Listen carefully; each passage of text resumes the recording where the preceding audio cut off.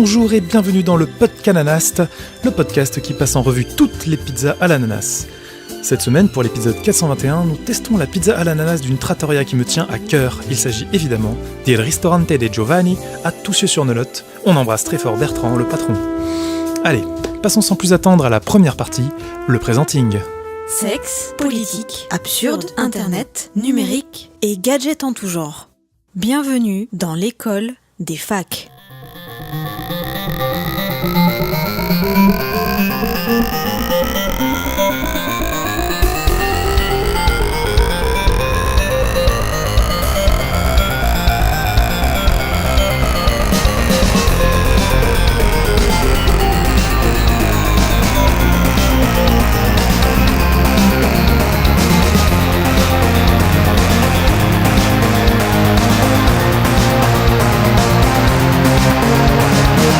Bonjour, bonsoir, Theodore Roosevelt a été le premier président américain dans un sous-marin et vous écoutez l'école des facs.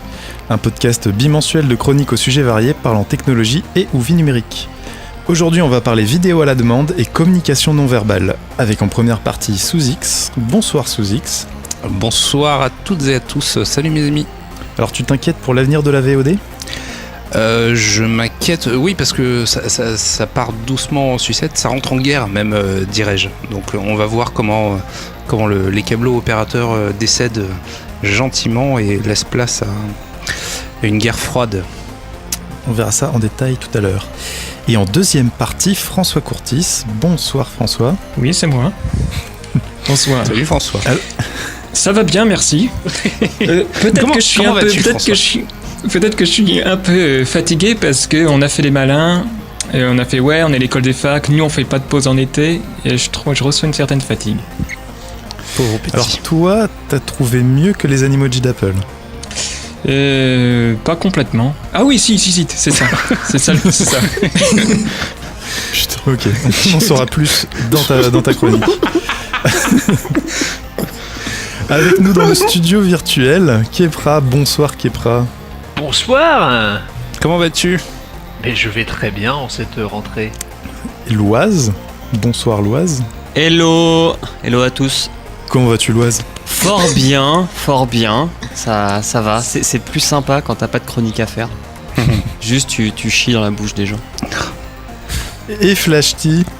Bonsoir Flashty. Salut. Ça va ? Ça va et toi ? Ça va très bien, et il fait bon, on peut faire des tweets longs maintenant, donc tout est bien, tout est magnifique. On va donc commencer avec la chronique de Sous-X, la guerre de la SVOD.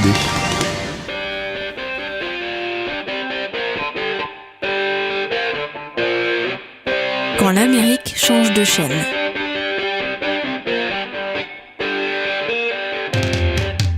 Alors, en 2012, les premiers cord cutters. Est-ce que ça vous dit quelque chose, cord cutter ? Les coupeurs de cordes ? Non. Ouais, c'est ça. Les choses qui font que les gens abandonnent le câble, c'est ça ? Exactement, c'est exactement ça, merci Émeric. Donc ces fameux cord cutters en 2012 font parler d'eux suite à l'expansion de YouTube et du futur succès de Netflix tel qu'on le connaît aujourd'hui. Chez nous, jusqu'à présent en France, on a eu Canal+, qui se meurt doucement, mais sûrement. Et nous n'avons pas cette culture de la télé payante en France, contrairement aux États-Unis. Chez nous, on paye la redevance télé tous les ans. Ça nous coûte Ça nous coûte 150 €, c'est ça, par an, à peu près. À peu près. Aux États-Unis, c'est une centaine d'euros par mois pour avoir accès à la quasi-globalité en fait des différents bouquets. Bref, pour comprendre cette logique de télé américaine, il faut qu'on remonte jusqu'en 1970. Back to the past. Pardon. Le téléviseur s'installe doucement dans les foyers américains, mais les signaux hertziens ne permettent pas de quadriller le pays. Les États-Unis font quand même 17 fois la taille de la France, juste pour info. Donc, les mecs ont décidé de choisir la solution câble.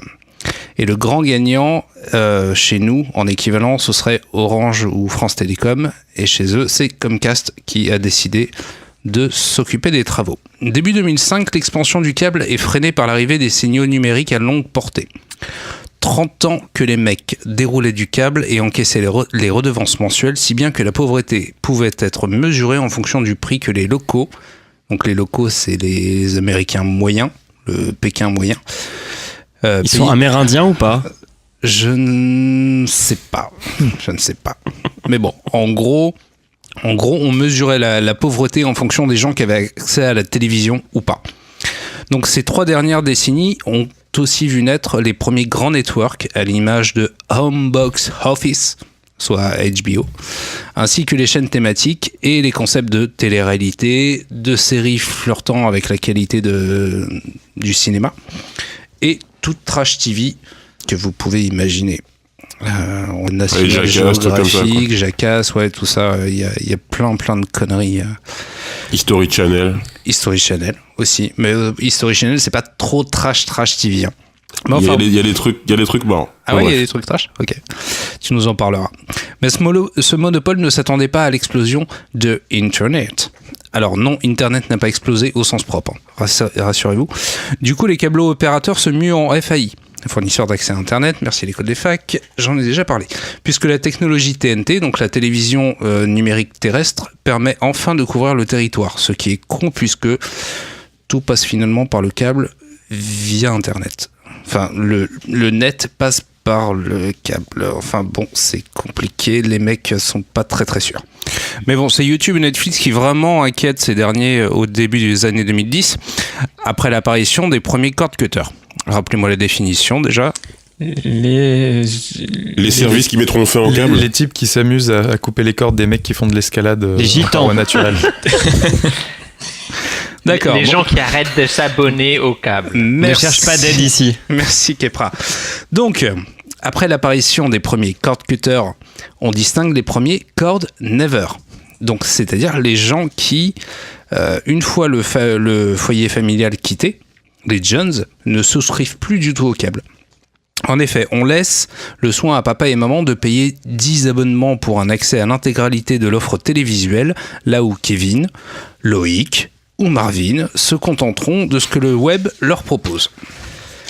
Bref, Anthony Wood, homme providentiel s'il en est un, se dit que créer un boîtier de streaming pourrait être une solution, et ce même boîtier est aujourd'hui dans quasiment tous les foyers américains. Ils ont appelé ça le Roku, ou Roku, R-O-K-U. Et Netflix est intégré par défaut, bien entendu, puisque Monsieur Wood n'est autre que le vice-président de la boîte.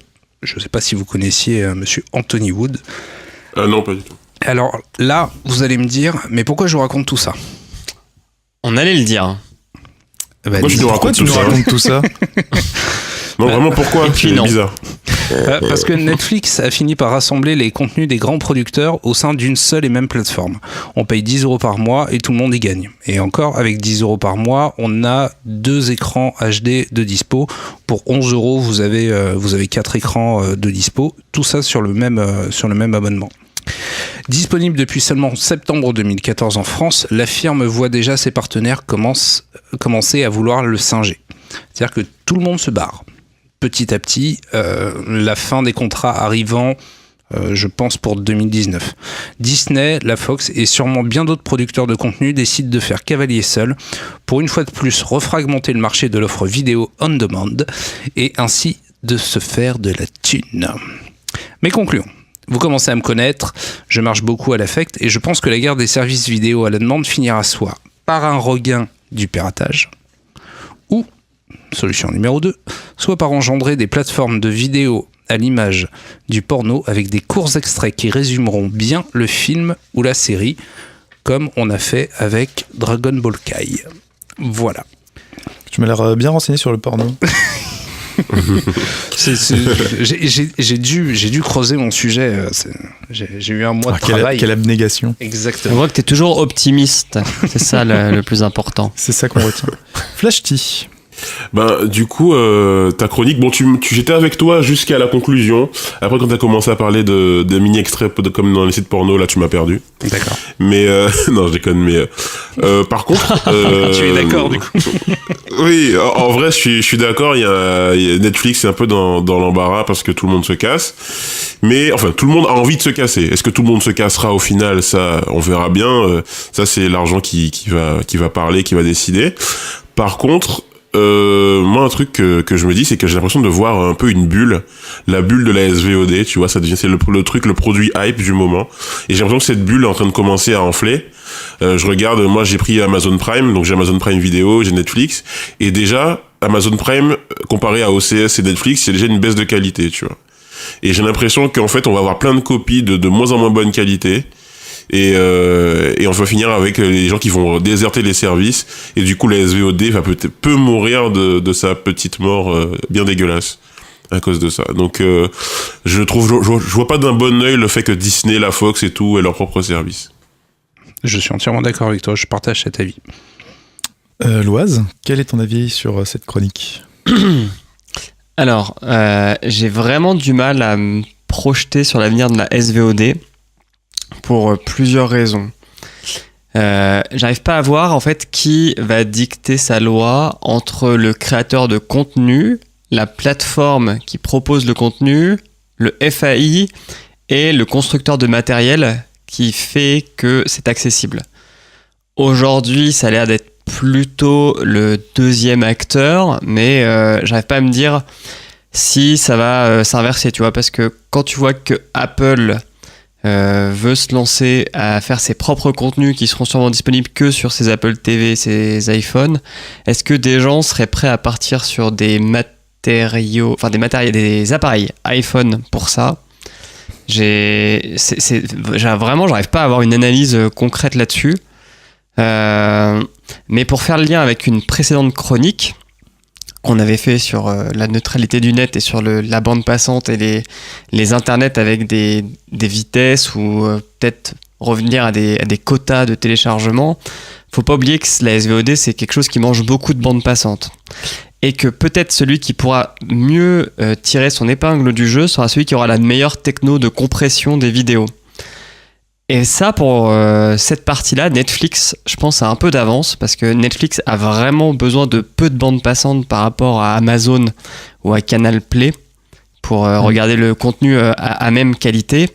Et Netflix est en train de discuter actuellement avec des compagnies aériennes pour proposer des services en ligne.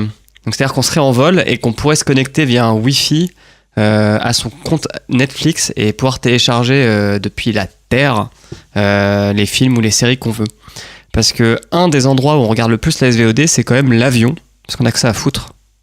Et avec ton canapé et la chambre que tu occupes chez tes parents dans un week-end un peu prolongé, l'avion reste un endroit où on regarde de la SVOD. Alors, juste pour répondre, pas du tout d'accord pour ce qui est de la SVOD.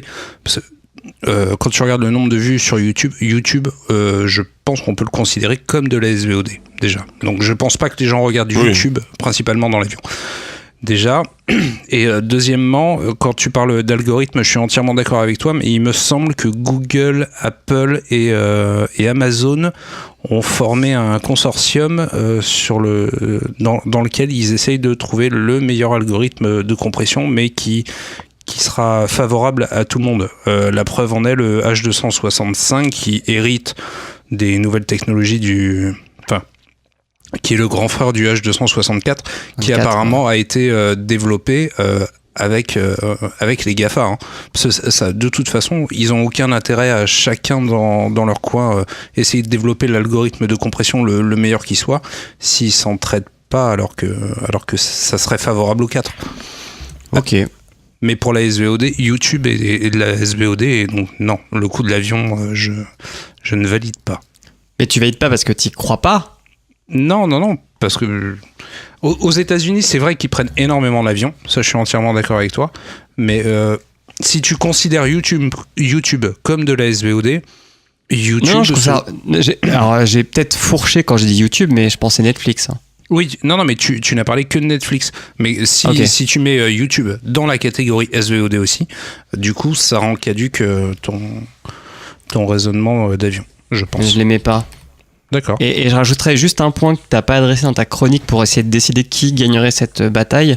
Il faut quand même prendre en compte la législation, hein, parce qu'en France, par exemple, on n'a pas accès aux films sortis avant 3 ans après leur date de sortie en salle. La chronologie des médias. Ouais. La chronologie des médias, exactement. Ce qui fait que si tu arrives à contenir du contenu de qualité que tu ne diffuses pas au cinéma, ce que fait Netflix, t'as quand même un avantage concurrentiel de fou, quoi. Ouais, entièrement d'accord. Mais justement, c'est là où Netflix, avec ses séries, on n'a pas cette restriction de chronologie. Exactement. Je pensais à un truc vite fait. Enfin, je vais pas prendre la place de quelqu'un, mais juste pour réagir à ce que tu disais sur le fait que, enfin, le souci de la multiplicité des services. Le truc, c'est que quand tu vois Netflix, Amazon et OCS en France, j'ai l'impression de revoir le problème Dailymotion, YouTube, Watt TV, tu vois.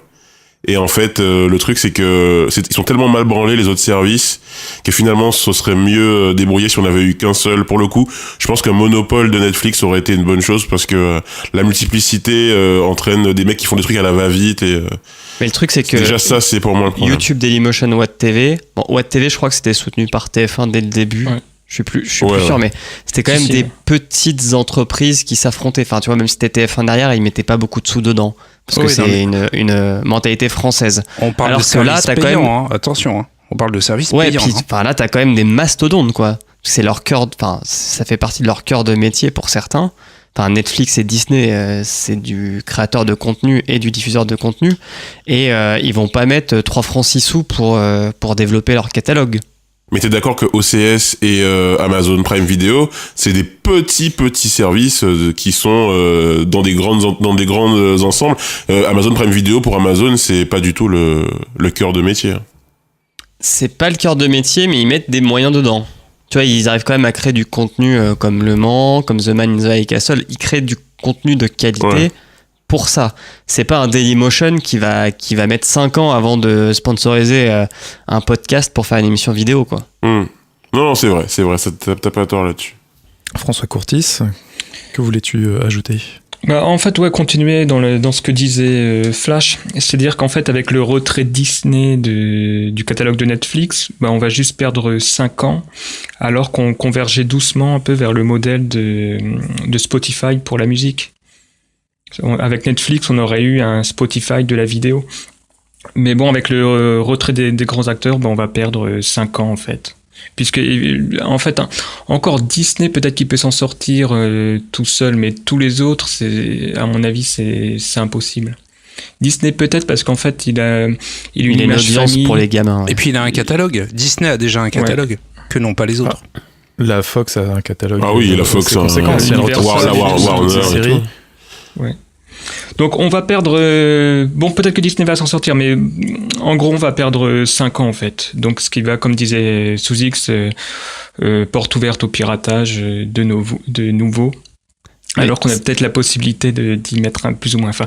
Mais justement, est-ce grave ? Non, parce que peut-être que Canal+, qui avait pris beaucoup de retard, peut-être qu'il va pouvoir remonter ce retard, puisqu'il a plutôt des bonnes relations en fait avec les studios.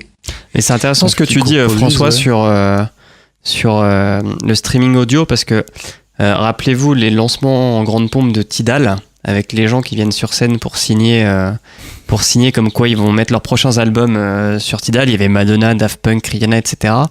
Et au final, Spotify, qui était déjà bien établi, je pense, comme un peu les Netflix aujourd'hui, n'a pas beaucoup été impacté par ça, quoi. Donc peut-être que dans 2 ans, la section naturelle fera que ces catalogues sur les côtés vont mourir de la petite mort parce que ça va pas être assez rentable pour eux. Tidal, c'est quand même quelque chose de différent, parce que c'est pas de l'exclusivité. Aussi, c'est de l'exclusivité, mais sur 2-3 semaines, lors du lancement de... Non, t'as des artistes que tu retrouves pas ailleurs que sur Tidal, comme Jay-Z. Madonna, quoi. La discographie de Jay-Z est uniquement sur Tidal, par exemple. La discographie de Beyoncé aussi, je crois. Je crois. Mais parce que c'est les fondateurs. Après, t'as en fait, Tidal, c'est un bon service, mais t'as raison. Le problème de ces services-là, c'est que c'est le même catalogue. Enfin, moi, le problème, c'est qu'il y a le même catalogue partout, et le catalogue perd de sa valeur, moi, je trouve. Parce que c'est le même partout. Et Tidal, c'est bien qu'ils aient des trucs un peu exclusifs. Ouais, mais du coup, tu prends 2 abonnements. Tu prends un abonnement Tidal et Spotify. C'est ça le problème.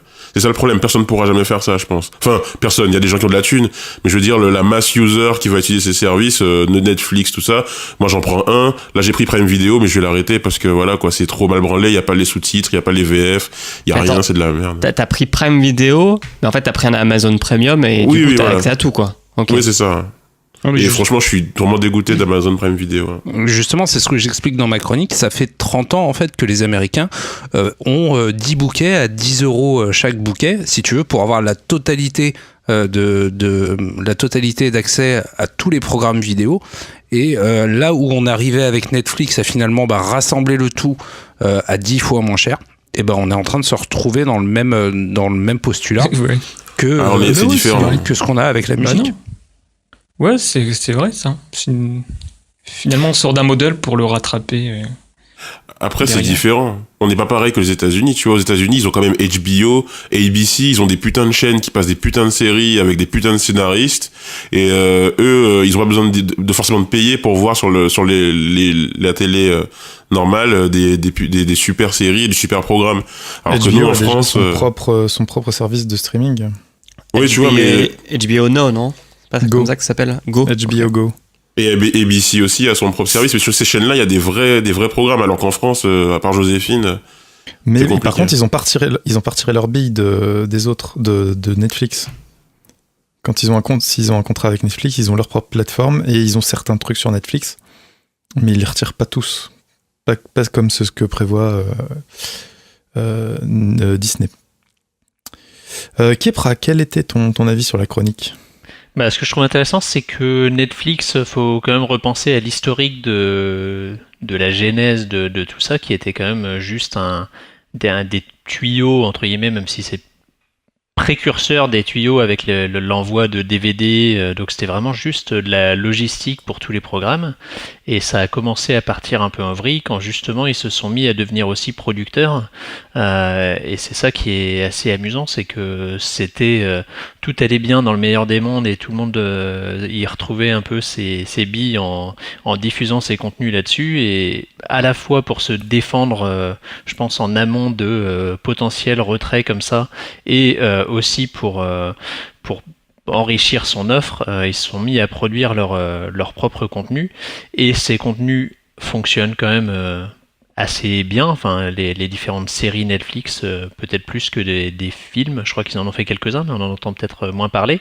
et du coup ça fait un peu peur, je suppose, à des Disney ou autres qui se disent que leur offre, il faut quand même qu'elle soit consommée, donc c'est un peu ce cercle vicieux qui amène à tout ça, mais pour autant je doute, justement suite à cette évolution des 30-40 dernières années avec des bouquets payants où tu multiplies les offres, que la masse des consommateurs, et il n'y a pas que les États-Unis, donc dans les pays qui étaient moins habitués, c'est encore plus vrai.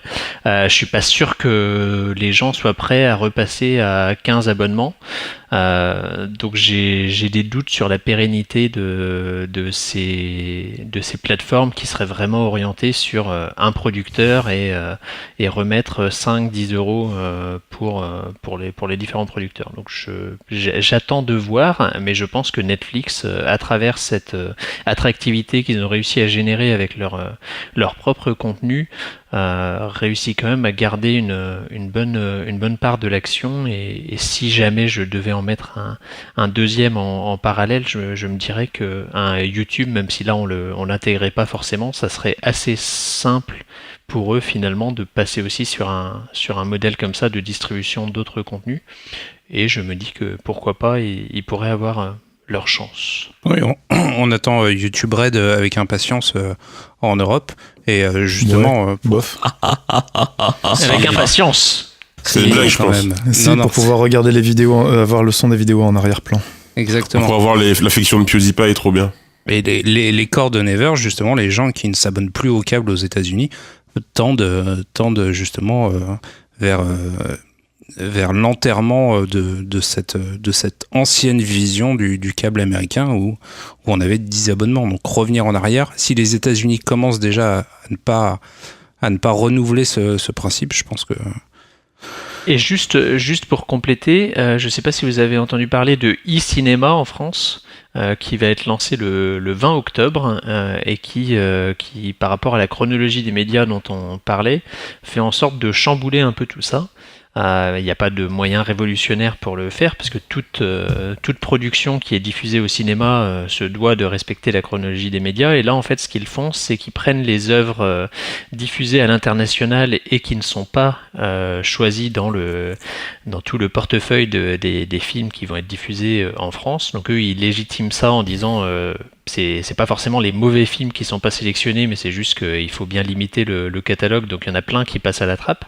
Et ils mettent en avant par exemple un film de Takeshi Kitano qui sera dans le portefeuille de base disponible dès le lancement du site. Et donc à travers ça, ils font en sorte de diffuser les films en ligne pendant 12 semaines sur ce site e-cinéma. Donc il y a des alternatives comme ça aussi. Très intéressant. Tu nous laisseras le lien. Le e-cinéma, c'était pas le nom aussi des films qui sortaient directement en VOD ? Non, c'était pas de la VOD, c'était pour un temps donné, enfin c'est pas non plus pendant super longtemps. Mais c'était que dans des ce que dit plutôt. Kepra, ouais, mais il y avait pas genre les mauvais films pour le coup, qui n'avaient pas de distributeur au ciné. On pouvait pas les retrouver sur les plateformes de streaming directement. Ouais, c'est ça. Ouais. Et ben moi. Et toi, Émeric ? Moi je pense. Et toi, Émeric ? Et oui, et moi, qu'est-ce que j'en pense ? On passe moi, pas à la chronique suivante ? Non. Je vais quand même donner mon avis, hein. Si tu le permets. Alors mon avis c'est... Non, je rigole. En fait, je pense pas que pour répondre en fait aux questions aux deux suggestions de Sous-X de la fin de sa chronique, je pense pas qu'on va finir sur des courts extraits qui résumeront les séries ou les films. Ça c'est un truc, je pense, on n'est pas encore prêt. Je pense que la prochaine génération peut-être, mais pas nous. Pour le porno, ça marche très très bien. Ouais, mais bon, on sait tous que dans un film porno, ce qui compte, c'est pas vraiment le scénario. D'accord. Vous écoutez des podcasts en x2 un jour, je vous rappelle. Oui, mais mais j'écoute tout le podcast, pas juste un morceau. D'accord. Et du coup, sauf certains podcasts, mais je ne les citerai pas ici. Je ne veux pas me fâcher. Et par contre, par rapport au regain du piratage, je suis pas certain que le piratage va augmenter. Je pense pas qu'il ait baissé, même avec l'apparition de l'offre, on va dire, légale, correcte que propose Netflix. Je pense qu'on va aller vers une fragmentation. Que on va bien avoir Disney d'un côté, Fox, etc. de l'autre. Netflix va continuer puisqu'ils sont producteurs de leur propre contenu. Je pense qu'il y a certains producteurs de contenu qui ne vont pas lancer leur plateforme, qui vont essayer de voir ce qui se passe avant de se lancer. Et ils vont constater que les gens vont s'abonner un mois pour regarder Game of Thrones comme beaucoup de gens l'ont fait pour OCS sur OCS pour la saison 7 de Game of Thrones, puis se désabonner, retourner à la plateforme qui a le plus de contenu qui les intéresse. Quand une série va sortir sur une autre plateforme, ils vont aller s'abonner là-bas mais se désabonner de Netflix et ainsi de suite, et qu'au final il y en a un qui va s'en sortir un peu mieux que les autres. Et que ceux qui s'en sortiront pas vont abandonner, vont donner des licences d'exploitation à un ou plusieurs autres distributeurs de contenu, et qu'au final on va se retrouver soit avec Netflix qui va ressortir du lot, un peu comme Spotify ressort du lot aujourd'hui malgré la concurrence féroce de Deezer et Tidal. Et au final, on va se retrouver avec la situation d'aujourd'hui. Je pense pas que la VOD va disparaître comme toi tu l'imagines, Sous-X, mais qu'on continuera à avoir YouTube d'un côté avec plein de trucs gratuits et des offres payantes à côté avec du contenu qui n'existe pas sur les plateformes gratuites. Ok. Voilà, Okay. C'était mon avis. Merci pour ton avis, Émeric.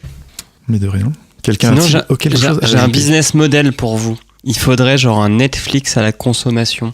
C'est-à-dire que tu payes genre, on va dire 1 euro pour avoir accès au service. Et si tu le consommes pas, tu payes qu'1 euro. Si tu consommes une série, t'en payes 3. Et tu vois, et genre, il y a un cap qui est à, je sais pas, c'est quoi, c'est 10 balles Netflix par mois. Ouais, ça. Ouais.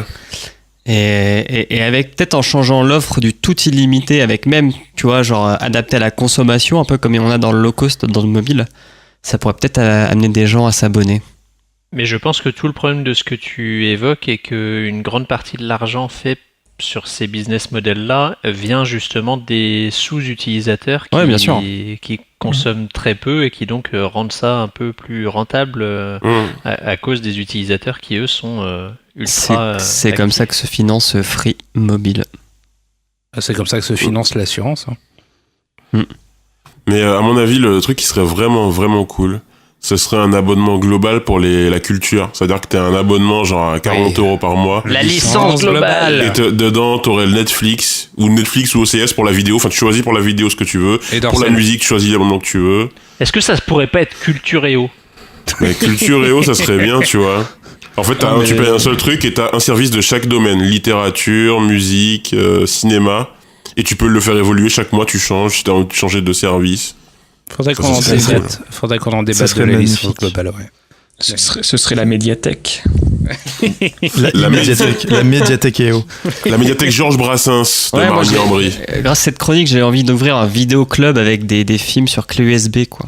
Ouais, ça serait magique. Non. Et ben c'est sur cette envie d'entrepreneuriat que l'on va enchaîner avec la chronique de François Courtis sur les émoticons et les hashtags.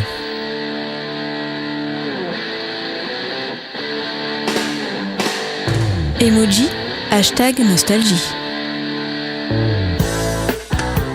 Mais voilà, je vais vous parler des limitations de nos moyens de communication et de notre tentative un peu de combler ces limitations par des hashtags, par des smileys, etc., etc.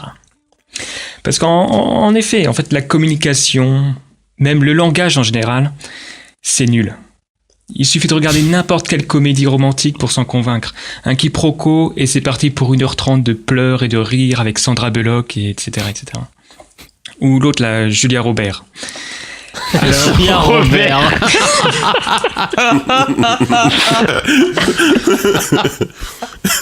Mais, oui. Alors qu'en plus, parce que là, ça c'est dans la vie. Mais que fait Richard Alors, mais quand en plus on enlève un des éléments naturels d'appui du langage, c'est-à-dire l'intonation, les mimiques, etc., mais là c'est vraiment de la merde. Et le pire dans tout ça, c'est l'écrit. Là, c'est la totale puisqu'on a tout enlevé. La vue, l'auditif, etc. Donc, en fait, en peu de mots, il est difficile de communiquer un fait, car en fonction du contexte, de la culture de chacun, chaque phrase va prendre un sens différent. Par exemple, « Ah, quel connard !» ou « Quel connard, ce Loise !» Vous voyez ? Il y a deux... en fonction de l'intonation, il y a deux déclarations d'amour. Ouais, j'aime bien la 2. J'aime beaucoup la 2, en tout cas, personnellement. Donc, vous voyez, il faut contextualiser. C'est long, c'est chiant, c'est pas efficace, c'est prousteux, c'est les longues phrases, c'est les livres, là. Donc, pour pallier à ces problèmes, dès 1982, on a commencé à utiliser dans les forums universitaires des émoticons, qui suggèrent donc une intonation, une émotion, etc. Plus tard, ce procédé nous a même permis d'augmenter l'efficacité de nos textos qui étaient assujettis à l'époque, je vous le rappelle, à des contraintes économiques puisque ça coûtait 15 centimes d'euros. Et maintenant, on pleure pour Netflix alors qu'avant, Netflix, ça faisait 100 SMS. Voilà. Mais il restait... mais encore, les trucs, là, les smileys, tout ça, on sentait que ça puait un peu la jambe de bois. Un peu, genre c'était un peu une prothèse pour pallier l'absence de mimique et d'intonation. T'as dit prothèse? Prothèse. Ah, prothèse. J'ai compris prothèse. Pardon. Non. Prothèse. Non, une prothèse. Parce que donc je reviens, c'est pas avec des smileys et machin qu'on va retranscrire les grimaces d'un spectacle de Courtemanche ou Michel Leb. Ah, Courtemanche. Donc on voit si tu nous écoutes. On voit les limitations du smiley. Quoique, justement, les ingénieurs d'Apple se sont penchés sur le problème récemment avec les Animoji qui arrivent à retranscrire vos propres mimiques par capture. Ouais, Honnêtement, tu mets une crotte et une pêche et t'as bigard. Oh.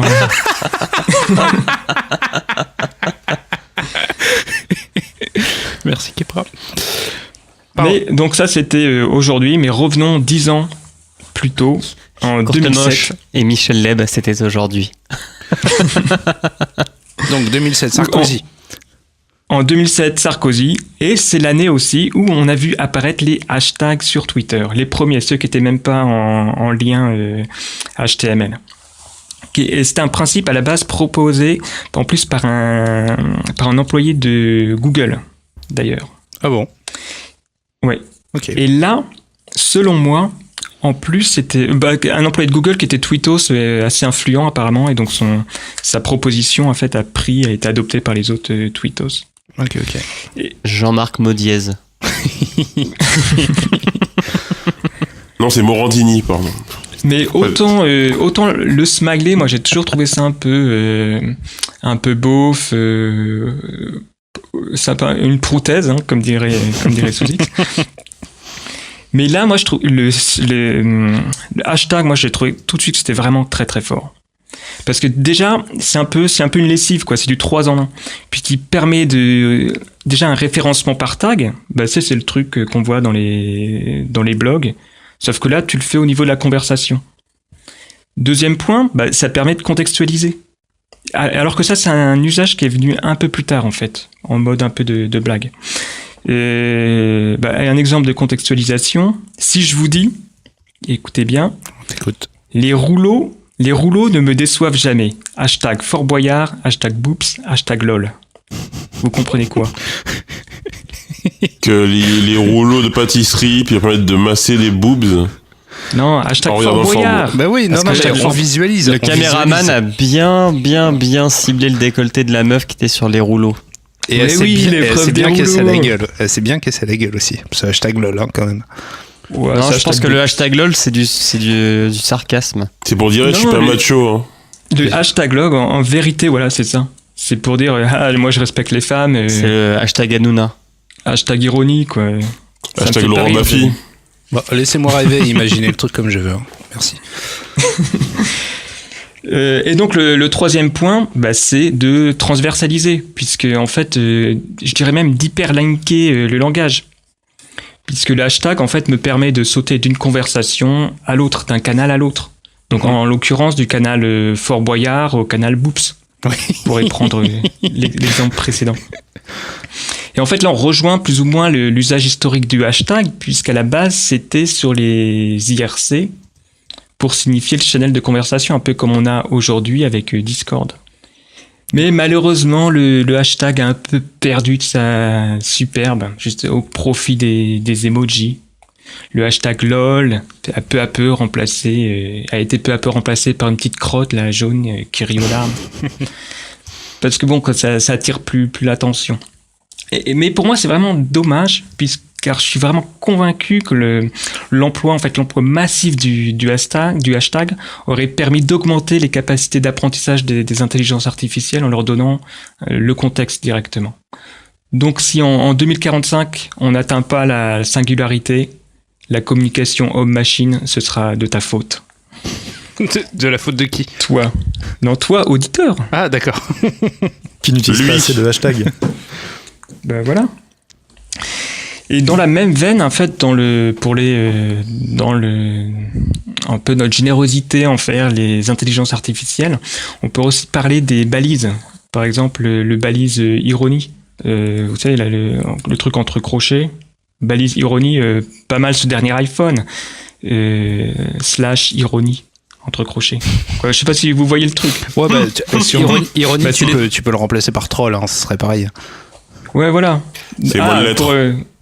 Mais ouais. Ou pauvre. Alors. Merci. Pardon. Vas-y, continue. Ne te laisse pas intimider.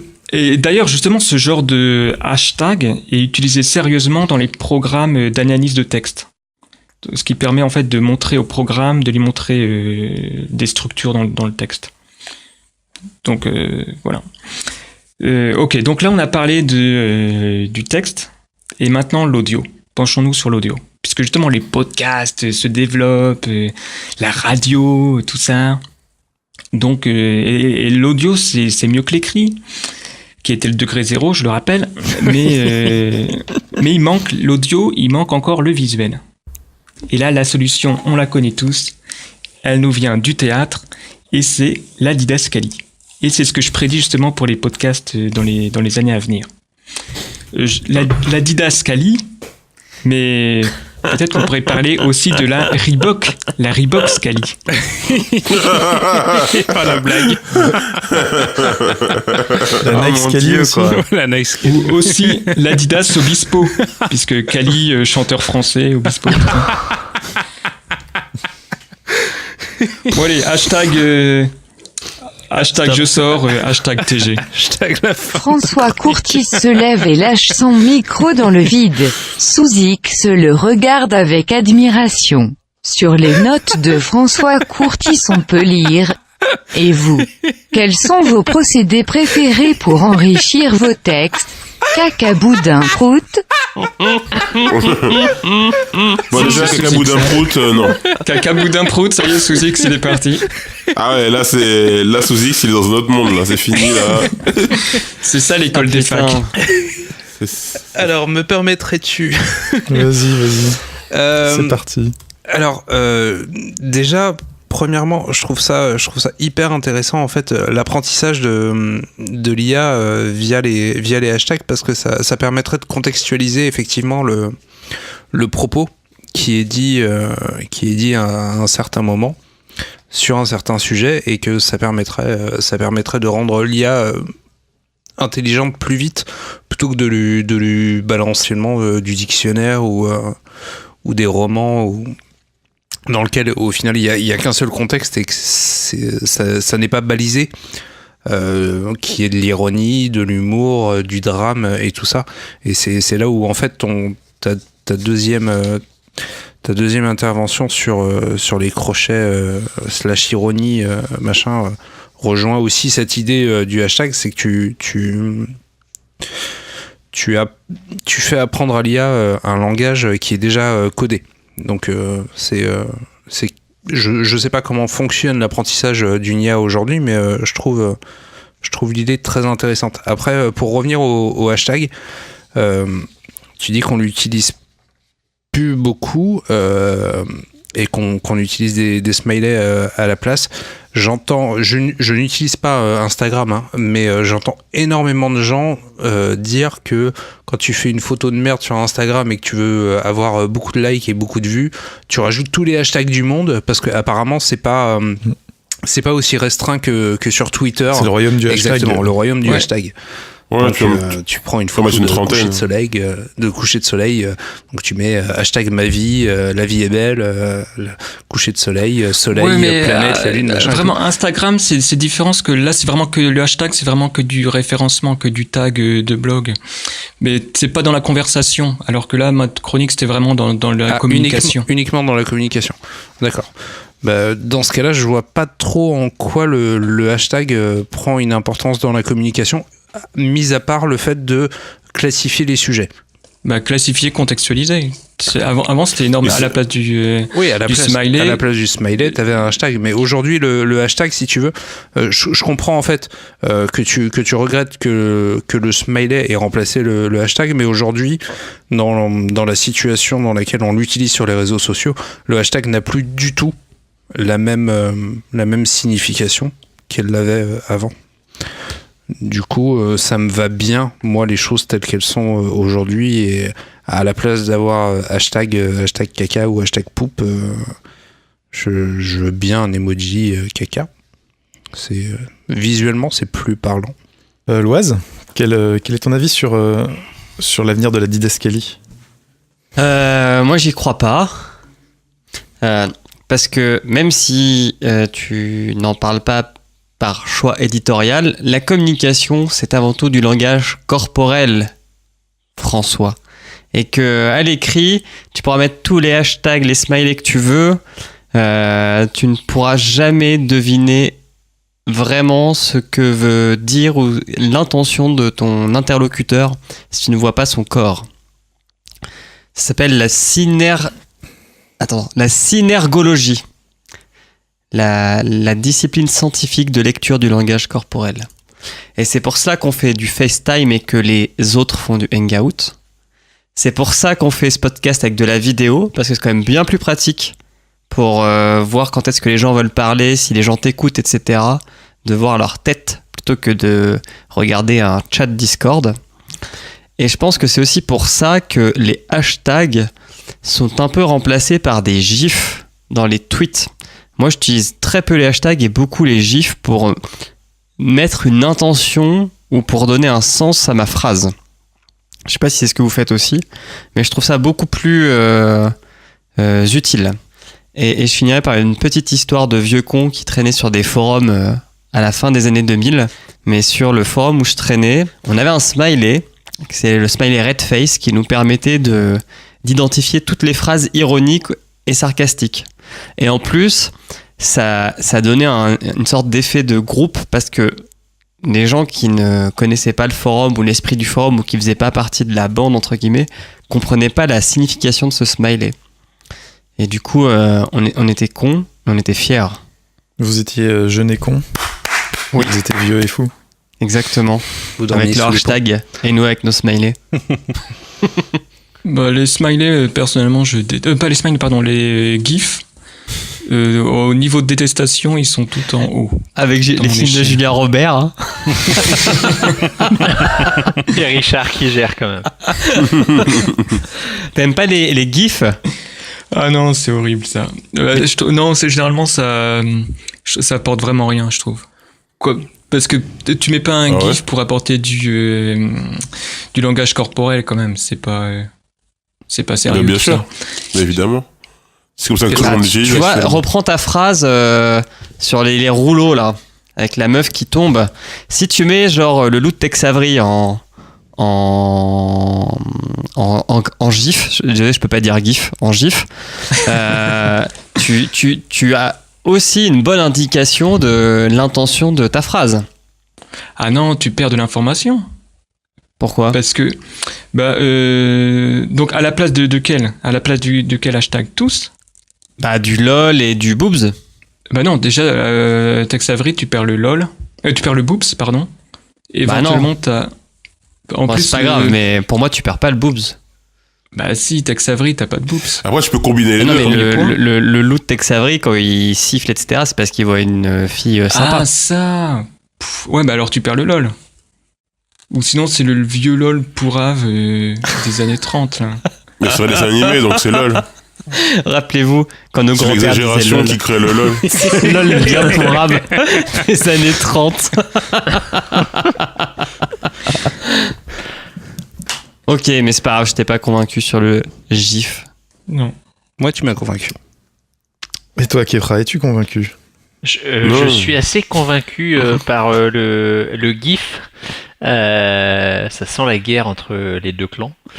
Mais pas forcément exactement pour les mêmes raisons. Je pense que malheureusement, notre François Courtis national cherche trop à trouver de l'intelligence chez nos concitoyens et co-utilisateurs des internets. Et il n'y trouve que de la frustration. Et c'est un peu en demander trop à ce peuple qui est quand même assez bas intellectuellement. Fais gaffe, tu parles à nos auditeurs quand même là. Non, les autres. Les autres. Les autres. Ceux qui n'écoutent pas ce podcast. Et du coup, en effet, des choses qui seraient extrêmement bien si elles étaient utilisées intelligemment, deviennent vite des repères à tout et n'importe quoi sauf du bien. Et donc, on se retrouve avec les hashtags, justement, on prenait l'exemple d'Instagram, où c'est pas réellement pour bien cataloguer et bien classifier, permettre à la fois au système et aux utilisateurs de mieux trouver de l'information, mais c'est ça qui apporte le plus de likes, c'est ça qui clique le plus, donc tous les systèmes un peu intelligents se retrouvent débilisés. Et finalement, bah oui, en effet, un GIF ou même un emoji bien posé comme ça en 2 secondes va faire le boulot d'expression un peu mieux que le hashtag qui s'il doit être bien réfléchi, va demander beaucoup trop d'efforts à l'utilisateur lambda qui n'est pas dans notre auditoire. Je pense. C'est triste, oui. Bah oui, je suis d'accord, c'est triste. Mais tu as gagné le trophée sous X de l'émission. Ça veut dire quoi ça? Le Du pessimisme. Un trophée en forme de roue. De roue carrée, le pessimisme absolu. Putain.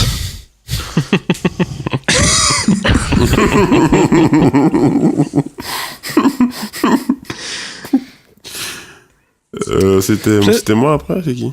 Vas-y, Flashty, tu peux donner. Ah oui, c'était ton avis, ok. En fait, moi, je voulais répondre surtout à la petite voix robotique de la fin de chronique, qui nous demandait c'était quoi notre truc préféré. Mais avant de commencer, j'ai envie de dire, la didascalie, c'est SO 1789. Hein. On n'est plus à l'époque de la Révolution française. Voilà. Et sinon, moi, je trouve qu'à une époque, le hashtag, c'était vraiment un procédé humoristique, comme tu le disais, pour souligner l'ironie. Et aujourd'hui, le GIF, il remplit exactement cette fonction très bien. En plus, il prend pas de caractère. Et ça, c'est très important sur Twitter. Plus trop maintenant. Et oui, maintenant, c'est plus un problème, les caractères. Mais à une époque, les anciens racontent que les caractères étaient importants sur Twitter. Jadis, c'est naguère. On raconte dans les contrées perdues de Twitter. Et moi perso, mon procédé préféré de communication, ce que j'aime bien utiliser, c'est les caps lock pour hurler et les points de suspension pour souligner le côté sexuel. En général, quand je veux faire, tu sais, tu dis, tu fais quoi? 3 points de suspension. Ça fait genre, tu fais quoi? Tu vois un peu le truc? Ou alors, j'ai faim, 3 points de suspension, c'est pas j'ai faim, c'est j'ai faim. Alors là, tu laisses quand même une énorme part à l'interprétation. Hein, mais de toute façon, moi je pense pas que les gens d'internet soient cons, tu vois. Je pense que les gens d'internet savent que j'ai envie de leur faire l'amour. Ah ouais, si tu pars de ce postulat-là, c'est bon. Je veux dire que les gens d'internet savent. Rappelle-nous combien tu as d'abonnés Twitter, hein, qu'on fasse le calcul vite fait. 715. Okay. Donc j'ai de nombreuses relations. 719. Le polyamour. Donc de nombreuses relations amoureuses naissent des 3 petits points de suspension. Ma femme, je l'ai rencontrée grâce à des points de suspension. Bien placés comme il faut sur le web. Et je peux te dire qu'elle regrette pas son choix. Un bébé. Ouais, elle hoche la tête. Le 3 points de suspension, c'est comme le hochement de tête. C'est genre, hey. Alors tu le vois pas, mais du coup, hey. You know what I mean? Donc voilà, c'est tout pour moi. C'est coquin. Mais donc au final, personne ne s'est trop exprimé sur les didascalies comme l'avenir de la contextualisation audio. Mais non. Ah, peut-être parce que c'est une idée con, hein. Je valide. Plus 1. Et qu'est-ce que vous faites Emoji rouge. Prends ça, Emoji rouge. quel connard ce loise. Et qu'est-ce que vous faites de tous ces gens dans des podcasts, à la radio, qui disent « Ah, ça c'est pas très radiophonique. Ah, mais le podcast, imaginez que je fais des oreilles de lapin avec mes doigts. » Ouais, là, tu viens de le dire, c'est bon. C'est exactement ça. Ils font des didascalies eux-mêmes. Ouais, mais faut pas dire didascalie, dis pas ça, c'est vieux. Faut trouver un autre mot. Des asixcali. Ouais, voilà, ou bien truc de doigts super stylé. UX Cali. UX Cali. Bounois Cali. Oh, pardon. Faudra la couper, ça. Depuis tout à l'heure, moi j'essaie de checker le Twitter de Flashty avec des points de suspension et je suis tombé sur celui-là. Alors, hashtag OMSRFC. Je sais pas ce que c'est un match de foot. Ouais. Ah, ok, ouais, mais machin. Ça va le faire, là. 3 points de suspension. T'as tout compris, mon gars. C'est très sexuel. Je parlais bien sûr de sexe, bien évidemment, avec l'Olympique de Marseille. Hashtag SS11. Petit message pour Macao. 3 points de suspension. Ben oui. Secret Story 11. Get out. Et ouais, mon gars, je tweet Secret Story, mon gars.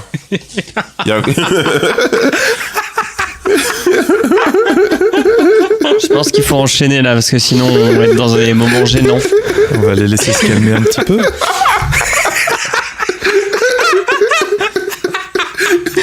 La philosophie du gardien luxembourgeois ce soir. 3 points de suspension. Ah oui, là je bande. Ça va? Je bande. On pourrait en faire un bouquin, là, je pense. Ok. C'est quand même un peu sale de mélanger sexe et footballiste. Ah oui, moi j'adore le sexe et le football. Moi, c'est le football et Secret Story. Fait sur les tweets post-like de l'émission. Tweet post-like, on sonne la fin de la récré. Et on va donc commencer avec notre ami Loise. Ouais. Quel est ton C'est tweet cool, je suis ton post-like? ami. Mon tweet post-like. Tweet post-like. 3 petits points. Du mois. C'est totalement déplacé ces 3 petits points. Donc, mon article du mois, c'est un article sur le fait que Uber vient de se faire kicker de Londres par le maire de Londres. Donc, sa licence pour comme société de transport n'a pas été renouvelée parce qu'en fait, donc Uber qui traverse un peu une phase de turbulence en ce moment, à Londres, a eu plusieurs problèmes avec ses chauffeurs qui ont essayé d'agresser sexuellement certaines clientes. 3 petits points. Et en fait, la société a juste... peu de respect. La société a juste oublié de déclarer ces incidents à la police. Oh. Donc la mairie de Londres n'a pas trop apprécié. Et j'ai un peu l'impression à lire tout ce qu'on apprend sur Uber en ce moment, qu'ils ont un peu un comportement hautain envers les lois et les réglementations et la bienséance. Voilà. Alors moi j'ai une question, est-ce que Laurent Baffy est chauffeur Uber à Londres? Ça pourrait expliquer des choses. Non, mais c'est intéressant de voir que... Ils ont un gros problème de culture d'entreprise. Exactement, ils ont vraiment, mais il y a un problème avec le sexisme chez eux, quoi. Voilà. Merci. Merci Loise. Moi, mon tweet post-like, c'est en rapport avec donc le thème de la chronique de François Courtis. C'est un tweet d'un utilisateur, alors je ne sais pas trop comment prononcer son nom, K5SH. Qui montre une petite capture d'écran d'une conversation entre 2 personnes qui ne savent pas du tout utiliser les emojis et qui parlent de choses très tristes en utilisant l'emoji qui pleure de rire. C'est en anglais et je vais donc vous le dire vite fait en français. Donc la première personne dit merci pour tes prières. Ma mère va bientôt partir de ce monde.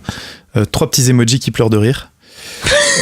La deuxième personne répond je suis tellement désolé de ça, et ajoute un emoji énorme qui pleure de rire. Et dernier message, la première personne qui dit elle est morte à 6h du matin aujourd'hui, 3 petits emojis qui pleurent de rire. Et la légende du tweet, c'est j'appelle cette œuvre les vieilles personnes qui utilisent le mauvais emoji qui pleure. Et c'est totalement vrai. J'ai une tante qui ne sait utiliser que le smiley avec les cœurs à la place des yeux. C'est très dérangeant parfois. 3 points de suspension. Ça me rappelle un petit peu, il y a quelques temps, quand l'emoji sourire à pleines dents de Apple était pas vraiment un sourire, mais plutôt un rictus. Les gens qui se plantaient qui pensaient qu'on leur faisait une grimace, alors qu'en fait c'était juste un grand sourire jusqu'aux oreilles. Comme quoi, le contexte, c'est important. Ouais, alors que ici, RIP, hashtag RIP, hashtag maman, aurait fait hashtag ça. Hashtag trop triste. RT si c'est triste. Flash-T, à toi. Oui, c'est moi. Quel est ton tweet post-like? Alors, j'ai un tweet post-like que j'ai préparé depuis des années. Je l'attends depuis longtemps qu'on me demande de faire un tweet post-like sur ce sujet. C'est pas du tout un truc que j'ai trouvé tout à l'heure en 2 minutes. C'est en fait la chaîne YouTube Nowtech Live, qui est une chaîne YouTube en fait que je suis tous les matins. Et en fait, Nowtech, c'est une chaîne qui s'appelle Nowtech TV qui fait de la review de produits technologiques. Donc ça, c'est intéressant, mais c'est pas vraiment ce que j'aime le plus. Par contre, Nowtech Live, c'est une émission d'1 heure le matin à 8h à 9h en direct, en live. Et ils font des reviews d'actualité tous les jours, et j'apprends pas mal de choses. C'est assez marrant. Les deux animateurs sont assez sympas, et il y a une vraie petite communauté qui se crée au fur et à mesure autour de la chaîne. Donc ils ont 5300 abonnés, donc c'est encore une petite chaîne. Enfin, une petite chaîne à l'échelle de YouTube, des gros youtubeurs et tout. Mais je vous invite à aller dessus le matin, ça réveille, et puis c'est toujours intéressant d'entendre parler des GAFA le matin. De quelle heure à quelle heure t'as dit le matin? En prenant son café. Entre 8h et 9h le matin. D'accord, ok. Désolé, je travaille déjà. On prend note pour ce rendez-vous quotidien. Kepra, quel est ton tweet post-like? Alors c'est un test hautement technologique mené avec beaucoup de rigueur par Rebecca Stokes de Gizmodo. Et en fait il s'agit d'utiliser un Nokia 3310 comme vibromasseur en fait. Donc c'est très intéressant pour notre auditoire de la jante féminine. Donc elle a suivi un peu les rumeurs qui masculines depuis des années. Alors masculine, il y en a d'autres, donc ça je peux vous en parler rapidement aussi. Mais dans cet article, donc c'est très orienté vers la jante féminine, et elle confirme en effet que même si ça pose quelques petites difficultés par tant la charge qui est un peu compliquée de cet appareil, le fait que c'est pas non plus 100% fait pour être un vibromasseur, que la taille n'est pas idéale, mais elle dit quand même ça peut vous servir de vibromasseur. Et pour les hommes, a priori, il y a quelques personnes qui ont essayé plutôt avec ce qu'on appelait les flip phones. Je ne sais pas si vous vous souvenez de cette tendance des années 2000, ces téléphones qui clamshell, à clapper. Voilà.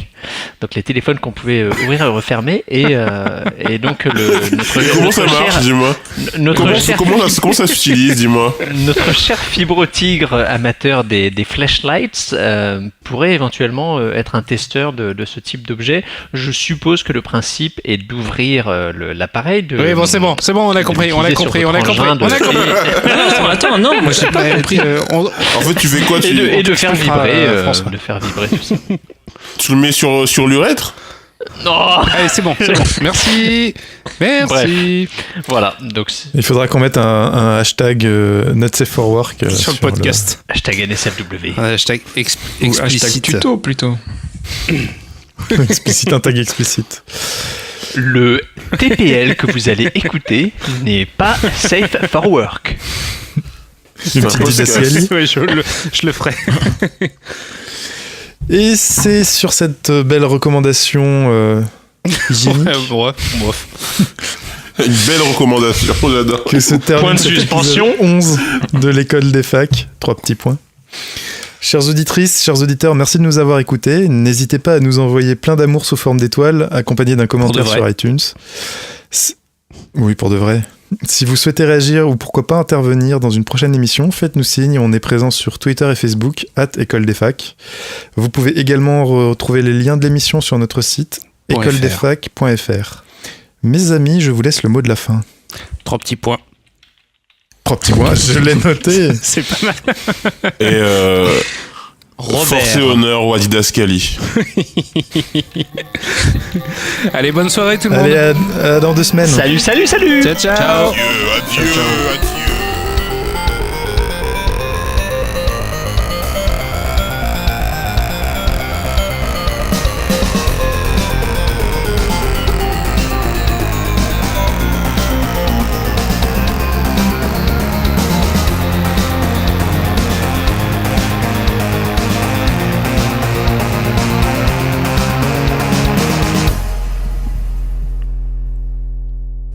Bon.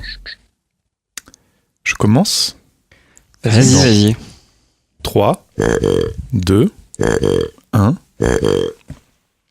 Bonjour, bonsoir. Theodore Roosevelt a été le premier président américain dans un sous-marin et vous écoutez l'École des facs. Un podcast bimensuel de chroniques aux sujets variés parlant technologie et ou vie numérique. Aujourd'hui, on va parler vidéo à la demande, Et pourquoi est-ce que j'ai pas l'autre partie? C'est pas grave, improvise, Émeric. Ouais, ouais. Tu l'avais bien là pourtant. Eh oui. Putain, Mimic. Eh oui, tout à fait. Ouais, les joies du copier-coller.